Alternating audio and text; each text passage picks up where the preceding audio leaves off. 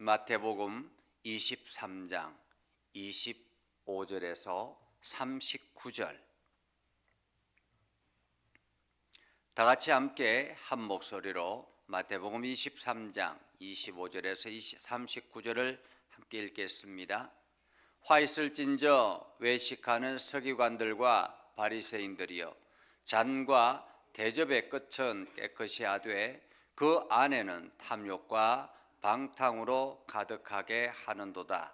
눈먼 바리새인이여, 너는 먼저 안을 깨끗이 하라. 그리하면 겉도 깨끗하리라.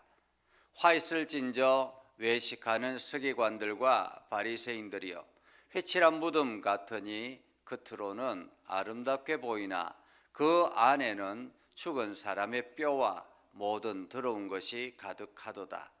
이와 같이 너희도 겉으로는 사람에게 옳게 보이되 안으로는 외식과 불법이 가득하도다. 화 있을진저 외식하는 서기관들과 바리새인들이여, 너희는 선지자들의 무덤을 만들고 의인들의 비석을 꾸미며 이르되, 만일 우리가 조상 때에 있었더라면 우리는 그들이 선지자의 피를 흘리는데 참여하지 아니하였으리라 하니, 그러면 너희가 선지자를 죽인 자의 자손임을 스스로 증명함이로다. 너희가 너희 조상의 분량을 채우라. 뱀들아, 독사의 새끼들아, 너희가 어떻게 지옥의 판결을 피하겠느냐. 그러므로 내가 너희에게 선지자들과 지혜 있는 자들과 서기관들을 보내매 너희가 그 중에서 더러는 죽이거나 십자가에 못 박고 그 중에서 더러는 너희 회당에서 채찍질하고 이 동네에서 저 동네로 따라다니며 박해하리라. 그러므로 의인 아벨의 피로부터 성전과 제단 사이에서 너희가 죽인 바랴가의 아들 사가랴의 피까지 땅 위에서 흘린 의로운 피가 다 너희에게 돌아가리라. 내가 진실로 너희에게 이르노니 이것이 다 이 세대에 돌아가리라. 예루살렘아, 예루살렘아, 선지자들을 죽이고 내게 파송된 자들을 돌로 치는 자여, 암탉이 그 새끼를 날개 아래 모음같이 내가 내 자녀를 모으려 한 일이 몇 번이더냐. 그러나 너희가 원하지 아니하였도다. 아멘. 보라, 너희 집이 황폐하여 버려진 바 되리라. 내가 너희에게 이르노니 이제부터 너희는 찬송하리로다. 주의 이름으로 오시는 이여 할 때까지 나를 보지 못하리라 하시니라. 아멘. 오늘도 하나님의 은혜가 여러분의 삶에 가득하기를 바랍니다. 여러분을 통해서 하나님의 영광 나타나기를 주님의 이름으로 축복합니다. 한 길을 오래 걸어가다 보면 두 가지의 위험성에 빠질 수 있습니다. 하나는 매너리즘에 빠질 수 있죠. 한마디로 본질의 의미를 상실하고 목적을 상실하고 그냥 다람쥐 쳇바퀴 돌듯이 그냥 매일같이 동일하게 그 일을 한다라는 것입니다. 그래서 나중에는 이것이 내가 무슨 일을 하는지조차 모를 정도로 그냥 다람쥐 쳇바퀴 돌듯이 하게 된다라는 거죠. 또 하나는 형식주의에 빠질 수 있습니다. 겉만 더 화려하게 만들고 속은 깨끗하지 않게 그냥 형식적으로 자꾸 그 포장만 더 화려하게. 그래서 실제로 포장을 뜯어보면 아무것도 없는 것처럼 그렇게 보여질 수 있다라는 것입니다. 지금 이란과 이스라엘, 미국과의 전쟁이 한창입니다. 그러니까 이란에 대통령이 있죠. 그런데 대통령은 선출직입니다. 이게 대통령은 아무런 힘이 없습니다.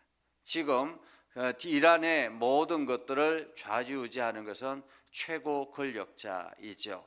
하메네이라는 최고 권력자가 모든 것들을 좌지우지 결정하다가 이제 미국과 그 이스라엘의 폭격으로 인해서 죽음을 맞이했습니다. 그리고 그 아들이 대를 이어받았죠. 그러니까 모든 권력이 그들 가문에 이어지고 있습니다. 이렇게 이란이 대통령이 있음에도 불구하고 모든 권력의 집중은 이 최고 지도자에게 주어진다라는 것입니다. 이 최고 지도자는 성직자입니다. 성직자. 하메네이는 최고의 성직자, 최고의 위치에 있지만은 그 아들은 사실은 그 최고의 위치에 있는 것이 아니라 그 아래 단계라고 합니다. 그래서 최고 지도자로 갈 수 있는 환경은 아니었다고 합니다. 그런데 지금 갑작스럽게 이러한 폭격이 일어나고 부모와 가족이 죽고 이제 자기가 그 아들이 살아남아서 그가 그 대를 잇게 됐다라는 것입니다. 최고 지도자는 성직자, 한마디로 이란 자체가 종교 국가이기 때문에 성직자가 모든 것을 좌우한다. 모든 권력의 중심이 이 성직자에게 있다라는 것입니다. 권력이 성직자에게 있으면 거기에 성직자가 모든 것들을 좌우하기 때문에 거룩할 수 있겠다 생각할 수 있습니다. 그러나 또 한편으로는 그 신앙이 얼마나 부패할 수 있는가 하는 것을 우리는 보죠. 사실 기독교가 바로 그러한 때였습니다. 과거의 기독교는 최고 성직자가 교황이었습니다. 그리고 교황이 황제를 임명하는 그러한 시대가 있었습니다. 대제국의 황제를 교황이 임명했었다라는 것입니다. 그러다 보니 종교가 얼마나 부패하고 타락했겠습니까? 그래서 모든 것에 신의 이름으로 모든 것을 결정하고 그러다 보니 더 이게 성직자들은 더 많은 부를 축적하고 배를 불리려고 했다라는 것입니다. 처음 의도는 그러지 않았겠죠. 처음 의도는 하나님의 나라, 하나님의 국가를 세워 나가려고 노력했겠죠. 그러나 시대가 지나면서 매너리즘에 빠지게 되고 형식주의에 빠지게 되면서 점차 배를 불리는 일에 앞장서게 되었고, 그래서 자기의 배를 불리기 위해서 종교를 이용하는 그러한 때가 있었다라는 것입니다. 얼마나 부패했느냐 하면 이게 이 헌금을 하는 헌금 액수에 따라서 하나님이 주시는 복의 수준이 다르다라고 이야기를 했다라는 것입니다.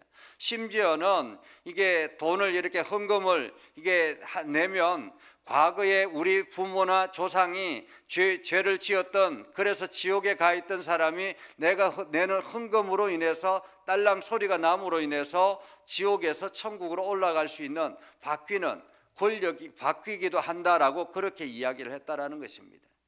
그래서 많은 신앙인들이 이렇게 해서는 안 되겠구나. 그래서 하나님의 말씀으로 돌아가자, 하나님의 말씀으로 돌아가자 그렇게 외쳤던 사람들이 바로 개혁주의였습니다. 그것이 지금 개신교라 이렇게 말할 수 있죠. 그래서 원래는 이게 개신교와 천주교가 하나의 기독교였습니다. 그런데 이제 우리가 말씀으로 돌아가자 그렇게 개혁하면서 이제 개신교가 분리되어져 나오게 되었다라는 거죠. 그래서 이 개신교는 철저하게 성경 중심이다. 하나님의 말씀 중심이다. 거기에는 목사가 제일 위에 올라가는 것도 아니고 장로가 제일 위에 올라가는 것도 아니고 권력을 가지는 것도 아니고 오로지 권력은 하나님의 말씀이라는 것입니다. 하나님의 말씀 아래 순종해야 된다라는 거죠. 그런데 오늘 유대인들은 그러지 않았다라는 것입니다. 그들은 하나님의 말씀을 연구하고 하나님의 말씀을 지켜나가려고 노력하는 사람들이었음에도 불구하고 형식주의에 빠지게 되었고 매너리즘에 빠지게 되더라라는 것입니다. 그래서 그들을 향해서 예수님께서 말씀하시는 것이 화 있을진저라고 말합니다. 오늘 성경은 이렇게 말하죠. 화 있을진저.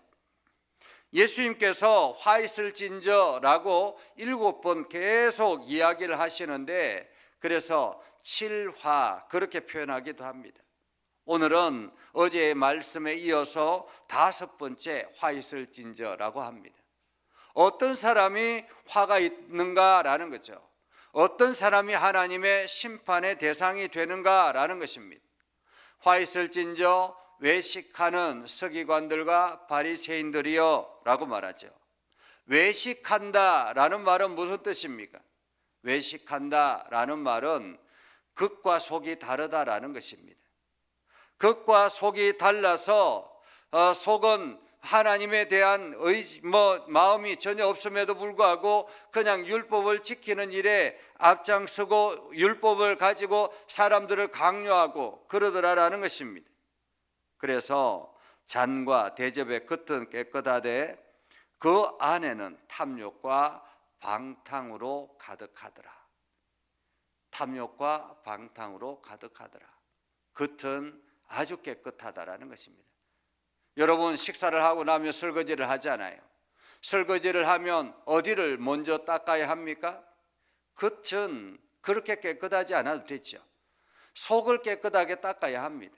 속을 세제를 넣어서 깨끗하게 빡빡 닦아서 기름때가 없이 아주 깨끗하게 닦아야 다음에 먹을 때 깨끗한 음식을 먹을 수 있는 것입니다.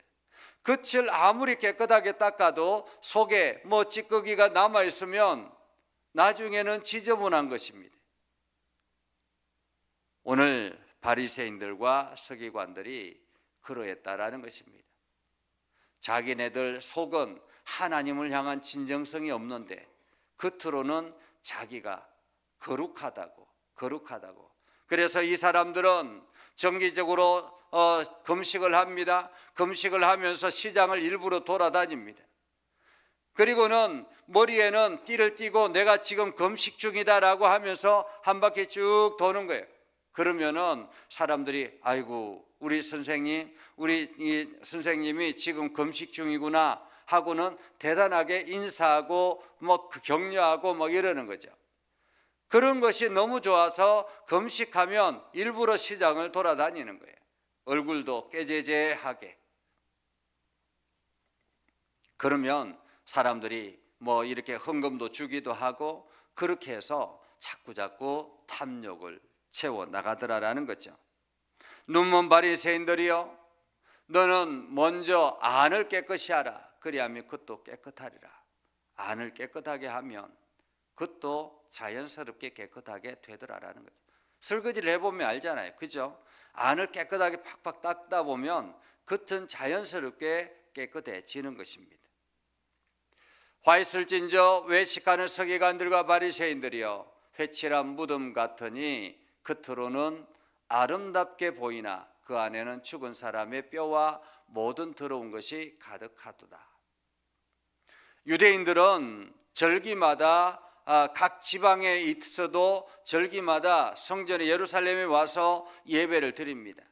그런데 지방에서 예루살렘으로 오는 길에 혹시나 무덤을 지나면 이들은 잘못해서 무덤을 지나가면 이게 부정해지기 때문에 미리 절기 이전에 종교 지도자들이 각 그 지방에 오는 그 길 주변에 회를 이렇게 하얗게 해가지고 물에 개어서 그 무덤 주변을 이렇게 표시를 한다고 합니다. 이곳은 무덤이니까 이것을 돌아서 가라, 그렇게 표시를 한다라는 거죠. 그렇게 회칠한 무덤들이 있습니다. 겉으로는 아름답게 보여집니다. 그 무덤을 예쁘게 가꿉니다. 그런데 그 안에는 죽은 사람의 뼈와 모든 더러운 것이 가득하더라. 이것처럼 지금 너희들의 신앙이 그러하다라는 것입니다. 그러하다.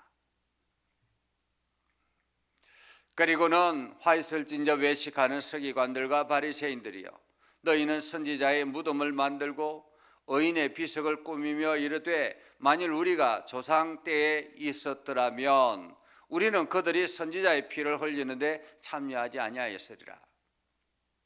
지금에야 예레미야 선지자, 이사야 선지자, 요엘 선지자, 이러한 선지자들을 아주 대단하게 보잖아요.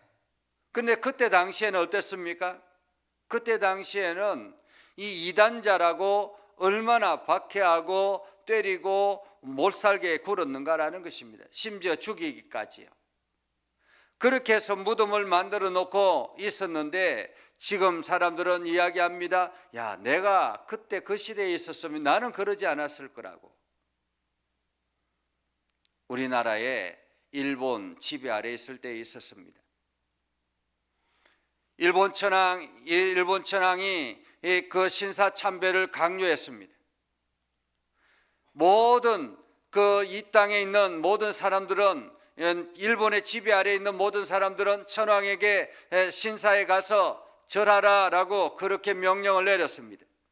국가적인 명령이었습니다. 만약에 절하지 않는 사람들은 감옥에 가두고 심지어 죽이기까지 했습니다. 교회도 신사에 절하지 아니하면 종교 활동을 할 수 없게 아예 만들어 버렸습니다. 그래서 어떤 사람들은 이게 교회의 문을 닫고, 아예 교회의 문을 닫고 그냥 신사 참배하지 않겠다. 그래서 감옥에 갇히기도 하고 온갖 고난을 당하기도 했습니다. 그러나 이게 종교 지도자들이 결정했죠. 이러다가는 신앙 자체가 사라지겠다. 하나님의 말씀 자체가 사라지겠다. 교회가 사라지겠다. 이것은 이렇게 하는 것은 오히려 말씀을 확장하는 데 어려움이 있겠다. 그래서 신사 참배를 한다고 해서 우리가 이게 종교적인 행위가 아니고 그냥 일본의 그 권력에 어쩔 수 없는 일이다. 그렇게 해서 신사 참배를 하기로 결정했습니다. 그래서 신사 참배를 하는 교회는 교회를 그대로 오픈해도 된다라는 거죠. 그렇게 해서 많은 사람들이 신앙생활을 유지해 나갔습니다. 나중에 이게 해방이 되고 난 다음에 사람들이 이야기합니다. 너희는 신사 참배한 사람들이니까 우리가 너희와 함께 할 수 없다. 그렇게 해서 사람들이 오히려 신사 참배한 사람들과 하지 않은 사람들이 분란이 일어나서 교회가 갈라지게 되었습니다. 어떤 사람들은 우리가 다 포용해야 된다라고 하면서 포용하자라고 하는 사람들이 있었습니다. 다 후손들의 이야기예요. 그때 당시의 사람들은 이미 죽음을 맞이하고 세대가 지나갔습니다. 후손들이 계속 이어서 우리는 어떤 상황이라도 우리는 신사에 참배하지 않을 것이라고 그렇게 결단하고 마음을 다짐했던 그런 사람들이 있습니다. 여러분 같으면 어떻겠습니까? 지금 여러분 같으면 신사 참배하면 안 되지라고 하지만은 당장에는 어떻게 하겠습니까? 얼마 전에 우리나라 전 세계적으로 코로나가 유행이었습니다. 교회가 예배를 드리면 안 된다고 그렇게 문을 닫으라고 했던 그러한 시절이 있었습니다. 정부 식책인이 어쩔 수 없어서 그래서 교회가 문을 닫고 예배를 드릴 수 없고 최소한 몇 명만 가지고 예배를 드리고 온라인 예배가 시작이 되었습니다. 그런데 어떤 교회는 정부의 시책은 시책이고 우리는 하나님 앞에 예배하겠다 그렇게 해서 교회의 문을 닫지 아니하고 계속 예배를 강요하는 교회도 있었습니다. 한때는 또 그것 때문에 많은 분란이 있었죠. 그때의 상황들이 각기 다른데 후대에 와서는 나 같으면 절대로 그렇지 않을 것이다라고 생각한다라는 것입니다. 오늘 유대인들이 바로 그러한 상황이었다라는 거죠. 만일 우리가 조상 때에 있었더라면 그들이 선지자의 피를 흘리는데 참여하지 않았을 것이라고. 그러나 당장에 막상 현실에 닥치면 다르다라는 거죠. 생각과 다르다라는 것입니다. 그러면 너희가 선지자를 죽인 자의 자손임을 스스로 증명함이로다. 너희가 너희 조상의 분량을 채우라. 뱀들아 독사의 새끼들아 너희가 어떻게 지옥의 판결을 피하겠느냐. 그러므로 내가 너희에게 선지자들과 지혜 있는 자들과 서기관들을 보내매 너희가 그 중에서 더러는 죽이거나 십자가에 못 박고 그 중에서 더러는 너희 회당에서 채찍질하고 그 동네 이 동네에서 저 동네에 따라다니며 박해하리라. 그러므로 의인의 아벨의 피부터 성전의 제단 사이에서 너희가 죽인 바라가의 아들 사가랴의 피까지, 한번 선지자죠, 피까지 땅 위에서 흘린 의로운 피가 다 너희에게 돌아가리라. 내가 진실로 너희에게 이르는 이것이 다 이 세대에 돌아가리라고 말합니다. 예루살렘아 예루살렘아 선지자들을 죽이고 내게 파송된 자들을 돌로 치는 자여, 암탉이 그 새끼를 날개 아래 모음같이 내가 내 자녀를 모으려 한 일이 몇 번이더냐. 그러나 너희가 원하지 아니하였도다. 보라, 너희 집이 황폐하여 버림바 되리라. 내가 너희에게 이르노니 이제부터 너희는 찬송하리로다. 주의 이름으로 오시는 이여 할 때까지 나를 보지 못하리라. 나를 보지 못하리라.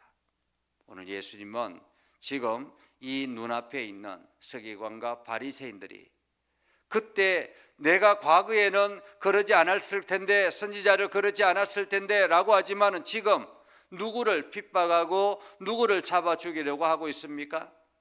메시아를 잡아 죽이려고 지금 서서히 퍼렇게 눈뜨고 있다라는 것입니다.